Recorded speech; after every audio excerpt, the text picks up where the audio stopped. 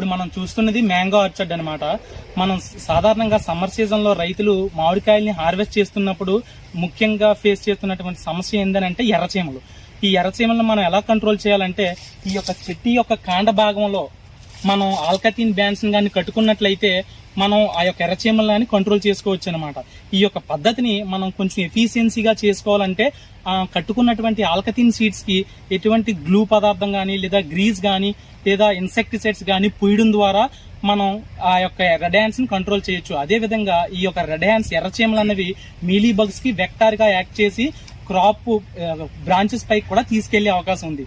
ఈ పద్ధతి ఒకటైతే దీన్ని మెయింటైన్ చేయడానికి ఎట్లా అంటే ముందుగా మనం పెస్ట్ ఇన్సిడెంట్స్ అనేది క్రాప్ మీద పడక ముందే మనం ఈ యొక్క ఆల్కథిన్ బ్యాండ్స్ అనేది పెట్టుకోవాలి.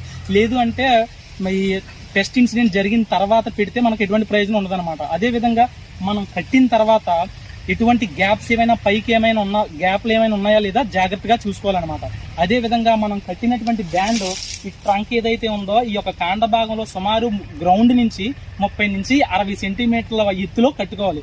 అలాగైతే మనకి ఈ యొక్క ఆర్చర్డ్ ని లేదా పర్టికులర్ తోట ఏదైతే ఉందో దాన్ని మనం ఎర్రచీమల నుంచి అలాగే మీలీ బగ్స్ నుంచి కాపాడుకోవచ్చు అనమాట.